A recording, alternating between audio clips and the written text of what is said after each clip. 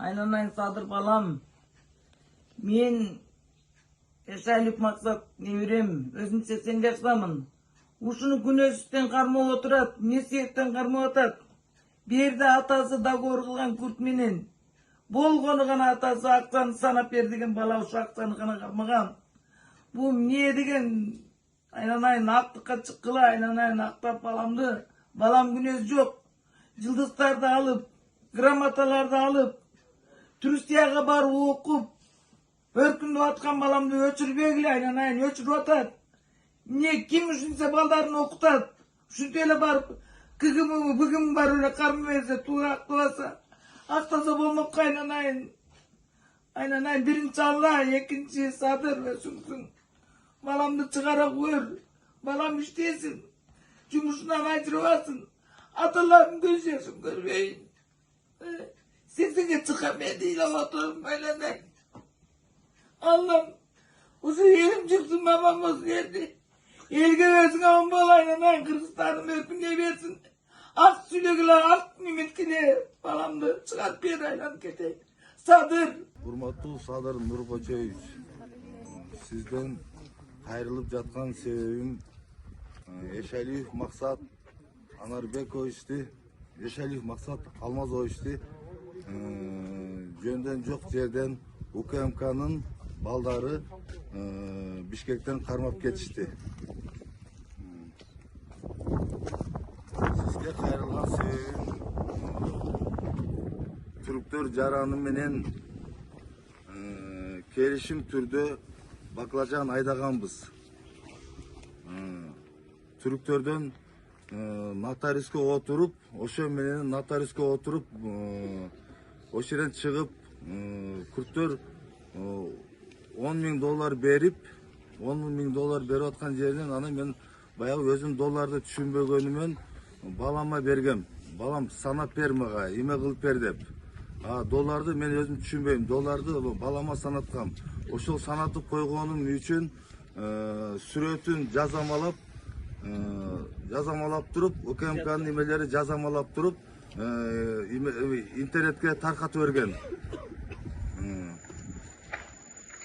Ошол сизден суранарым, Садыр Нуркочоевич, баламды актап беришиңизди. Урматтуу Садыр Нуркочоевич, азыркы учурда Эшалиев Максат Алмазович менин жолдошум убактылуучу кармоочу жайда УКМКда кармалып жатат. Эч кандай күнөөсү жок, далилдери жок, такталбаган маалымат менен жалган жала жабылып, азыркы учурда камалып жатат. 23 февраль күнү болжол менен саат 17:00 5-6 чамасында Бишкек шаарынан кармап кетишкен. Ошол бойдон убактылуучу кармоочу жайда Максатты кармап жатышат. Талас областында.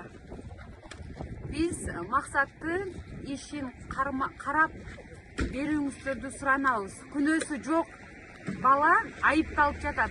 Максат өз ишин мыкты билген адис, эң мыкты үлгүлүү ата, эң мыкты өмүрлүк жолдош. Эч кандай күнөөсү жок Максаттын. Эч кандай күнөөсү жок. Жөн эле адамды кармап жатышат Максаттын. Максаттын күнөөсү жок.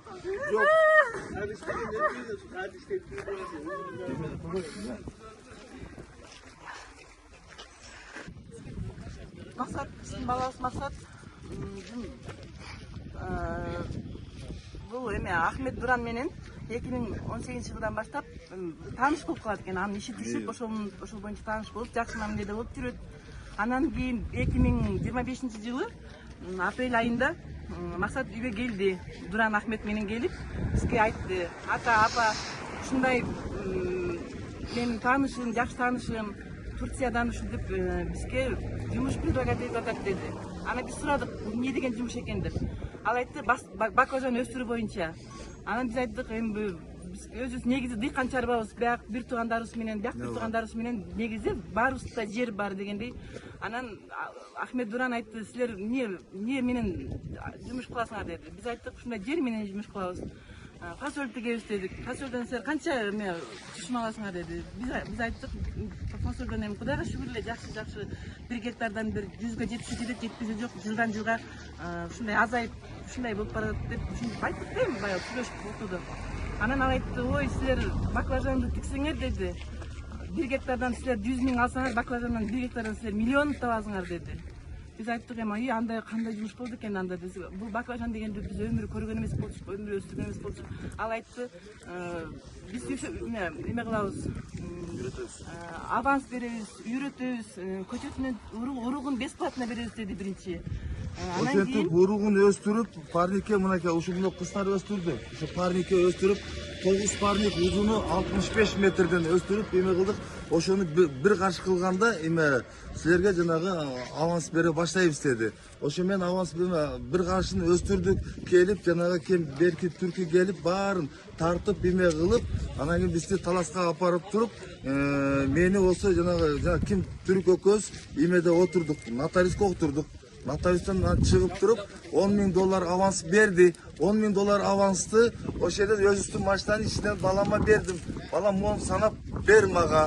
Санап эме кылып, мага кайра сомго айлантып бер деген гана эмем балам санап бергени гана болбосо, аттак ал түрк мага берген, мен балама бердим. Биз аны түрк тилине билбегенге байланыш Уругу болсо могу эч кандай жанагындай сертификат жанагындай эмелеки эч кандай эмеси жок. Ушул урукту болсо бекер берген биринчиден. Эми болсо муну болсо 3 миң доллардан сатып атат. Килограммы 3 миң доллардан деп биздин мойнубузга уруп атат.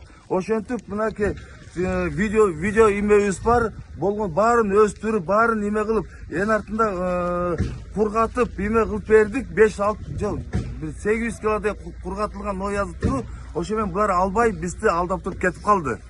Алдап туруп качып кетип калышты. Ошо менен каяка барарыбызды билбей, могу эме эле кат жөнүндө да жөнөттүк. Катка да жооп берген жок, эчтеке кылган жок. Биз кайра чыгым тартып калдык. Өздөрүнүн тыйынан тышкары дагы чыгым тартып калдык. Болгон 10 миң долларды нотариустун жанынан берди, 6 миң долларды бул үйдөн берди. Бардыгы бизде видео аркылуу, видео менен эметилип туруп алганбыз. Мен только баламды санап бер дегеним гана болбосо, башка эч баламда күнөө жок. Күнөө эч кимде жок. Атасы менен сураса болот. Менен эме кылса болмок. Могу мынакей эме договор, жанагы түрк экөөбүз келишим түзүндөгү договор мынакей. Түрк менен гана ошол менен гана сүйлөшүп, ошону эле алып келип, ошол менен гана сүйлөшөт. Бул жакта бизди эч ким караган, эч ким жок. Эч ким караган, бизди эч ким Садыр Нургожоев урматтуу. Бизди караган эч ким жок. Анан ошо сизге кайрылып жаткан дагыбыз. Биздин балабызды аттап бериңиз. Ошотуп бериңиз, анын эч кандай күнөөсү жок. Суранам, сизден суранам. Бул жумушту териштирсин. Бүт баарына биз даярбыз жооп бергенге. Баклажан боюнча бизден гана сурасын. Акча боюнча бизден гана сурасын. Биз гана жооп беребиз баклажан акча. Түрктүн аты жөнү Булган Ахмет Буран деген ошо экөөбүз гана келишимди ошо экөөбүз түзгөнбүз эме кылып. Анан ушу келишимди да булар келишим жөнүндө договорду булар бузуп болгону баягы 16 миң гана доллар берди. Болду 16 миң. На жактагы булар договор боюнча 20 миң доллар бериш керек болчу. На жакта 4 миң долларды берген жок. Ошо менен качып кетишти. Ошо менен баклажандардын баардыгы поляда калып кетти. Ошо менен видео бизде эмелер баары бар. Видео отчеттор баардыгы бар. Ошол баклажан Биздин үнүбүз сизге жетсе, жардам бериңиз. Чындыкты биз деген карапайым адамдарбыз. Бизди эч ким уккан жок ушулга чейин. 6 күн болду. 6 күндөн бери УКМКнын эшигинин астында 2 күн жүрдүк. Бизди кубалады. Бияка турсаңар, балаңарга зыян келтиресиңер. Дагы хуже болот балаңарга. Кеткиле берден деп бизди кубалап, бизди опузалаганга чейин барышты. Биздин даже бир туугандарыбызга чейин много рабочий иштеп жүргөн рабочийлерге чейин эч бизге кайрылбастан эле өздөрүнөн башкача өздөрү иш жүргүзүп, сурак жүргүзүп аларга. Биз билбейбиз, андай сурактарды да билбейбиз. Булар азыр эми келип айтышат, бизден келип ушинтип жанагы 4-5 машина болуп келишип алып, бизден келип силер баклажанга иштедиңер беле, эмне кылдыңар эле деп бизден келип сурады дейт. Булар айтты, ооба биз иштегенбиз. мынакей өсөрү да айтат мисалы мына эгер Мына ушак болсо көйлөрү бар өздөрү ушу мынакей айтат. иштеген эмелер ушу мына кыздардын бар кыздар ушу Бир эле адам сүйлөсө болот. парниктен баштап эмесине чейин ушулар чоңойтуп берди баклажанды. Мынакей эң артында мына калып кеткенден кийин баягы эме болдук да. Мы начали работать на баклажанах с мая, с апреля. С апреля мы начали сеять баклажаны. Парники были. С парников. Потом 3 прополки парника, потом сажать. 3 прополки на поле, мы 3 раз пололи его. Все это мы делали, вот работали 2 бригады. Моя бригада и вот Султо бригада. Мы даже в этом году на фасоль редко ездили, вот все этими баклажанами занимались. Потом был представитель с Турции. Он нам советовал, как сеять правильно, как все это смотреть, потому что мы тоже делаем свои парники, но у них был немножко запрос по-другому. Вначале был один представитель, потом, когда уже баклажаны мы начали обрабатывать, с Турции были 2 представителя, и один из них, Харун, он нас уверил и говорил, что работайте, мы ваши деньги отдадим. Немножечко там были поправки, а так в основном мы правильно делали. Рвали, потом этот баклажан надо было делить, потом надо было чистить его и сушить. Все шло по ходу как правильно. А потом я у него спросила, он разговаривал по-турецки, я как владею турецким языком, я была почти переводчиком на бригаду. И я всех заверяла, что денежку отдадут, работайте, девочки. Ну, он сразу не может, в неделю раз будет отдавать.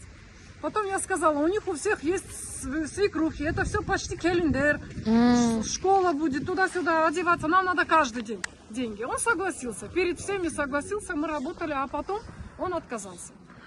Отказался, он объяснял этим так: сделайте нам готовую продукцию, высушите все, мы заберем и потом только деньги дадим. Но мы так не договаривались, мы договаривались, что ежедневный наш расход будут оплачивать, но не оплатили. А сколько он вам должен, получается, по счету? Там много, если за все дни посчитать. Это много, большая сумма была. Это все, ну я как бригадир, я же нанимала людей. И вот она тоже. Нам он должен 45 тысяч. Ага. И потом он по WhatsApp с нами. И потом мы с ним координатами поменялись, и я с ним разговаривала. Он уже был в Бишкеке, потом он сразу меня предупредил, что я уезжаю в Бишкек, с Бишкека в Турцию. И все это время он говорил свое, на своем настаивал. Ну вы же заверили, люди же работали. Харун сам лично, вот у меня вся моя бригада. Мне пришлось потом со всеми с ними, бар, родители есть, всем объяснять, почему трудились, почему не выплатили, вот так. А так в основном продукция была хорошая. А потом, где мы работали, где мы вот это все чистили, через неделю я поехала забирать, там наши стулочки оставались, а подушечки. Ну, девчата предъявили, что это все верните. Я поехала, это наша продукция, которую с поля вырвали, она вся испортилась, оно начало, мошки летали. Баклажан на баклажане, который стоял, оно все, цвет потерял, почти гнить начало. Это все пропала продукция. Потом мы до поздней осени ездили на работу. И девчата показывали, вот смотрите, говорят, наши баклажаны до сих пор висят, усохшие были, вот половина осталась же на грядках. Вот так было. А деньги так и не отдали, но Харун все время говорил, пускай вы сперва сделаете. Я говорю, вы с нами так не договаривались. Вы сказали, деньги будем давать каждый день за вашу проделанную работу. Но деньги так и не были выплачены. Так и до сих пор я с ним, вот у меня есть. Мынакей ушул жанагы түрктөр бизге бербей койду деген баклажаны мынакей ушул. Мынакей кургатып бергендегиз мынакей. Кургатып мындай кылып туруп, кургатып эме кылып, мынакей эме кылып ушуну алып кетмек болгон. Ушуну алып кетпей коюшту мынакей. Ушуну. Берде болсо азыр берде бир кез эле, көп болсо берде 1 тонн 700-800 килодай туру, калганын баягы бүт полядан чирип кетти. Поляда калып кетти. Ама байки жазады, хайда патын.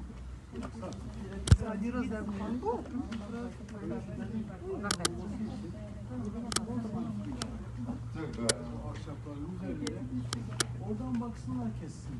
Yani hep aynı boyda çıksın.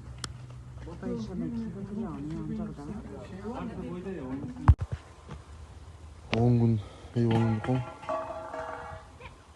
10 киши кылды.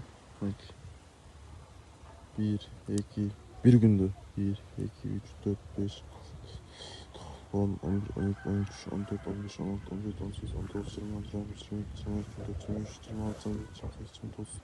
30, 31, 32, 33, 34, 35, 39, 40, 41, 42, 43, 44, 45 koptar.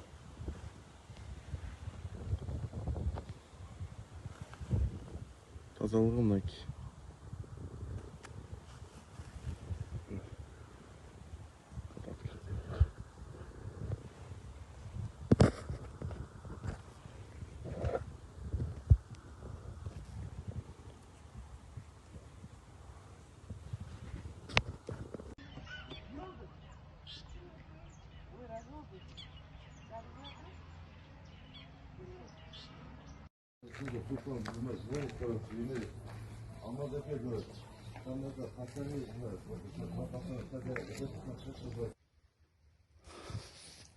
Mınaki. Mınaki. Gördün mü buna sultan? Mınaki büyük var buna baklacan öldü уже baklacandan var öldü buna. Kurttördün kılganımla bizse ayavay aldap geçişti da. Mınaki kança elge karşı kıldı, jer arendaga kança karşı bolduk mınaki. Mına şunu tura aldap turup kettim. Mına karaç jatkandarın karaç. Mına baklajanдар. Mınaki jatkanдар mına. Karaç mınaki. Mona tur sargayıp уже üçtөр urup ketти mınaki mına. Mına öte bışıp ketkendir mınaki. Karaç kança hektar jer жаты berdi. Aldanıp kaldık sultan. Aldanıp kaldık mınaki. Ет kıldı bizdi var mınaki. Karaç kança rasход ketdi. Mına alabыз деп bular mına öldürdü da. Mına öldürdü. Karaç mı baklajanдар жаткандарын karaç. Karaç jer жайнайт karaç. Mınaki. Kança mine tüs ketdi. Karaç. Kança mine tüs ketdi. Öldürdü da. Kayrangana baklajanдар. Bарын öldürdü mınaki. Mottup sarma. Maya bir jak beti sargayıp уже mına deyip. Öldürdü mınaki baklajanдар. Mına karaç mına. Mınaki. Öldürüp getir. İçine bolsa mınaki.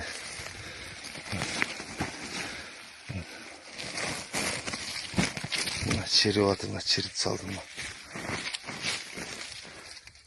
Şöyle değil mi?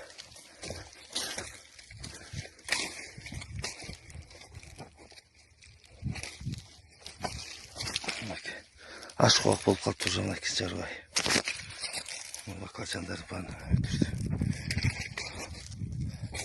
Kaç hektar? 15 hektar kalıp gettim ben. Ayağına. Başı. Mınaki ayağı. Yaktағы апчемдин 5 гектары бияк. Тияктагы 5 гектары туура ушундай болуп кетти. Аягы да. Öldü var. Baklajandarım var öldü. Mına monday olup kaldı araç. Baklajanlar kүйүп ketти. Karaç kanday urojay bergen. Karaç kanday östürüp berdik. Эме кылдык.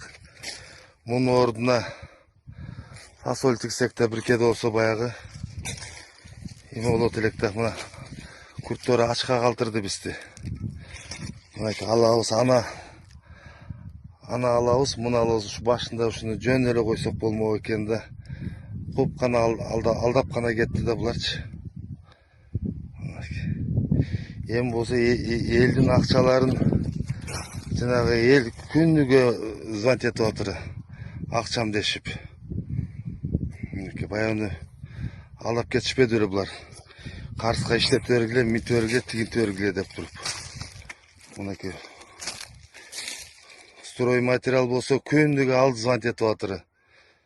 Жана парникти жазганда темирлердин акчаларын, кленколордун акчаларын баарын эме кылышып отурду. Кимге барабыз, кимге эме кылабыз? Karaç mınaki. Maç mı urojaylarda karaç. Böyle.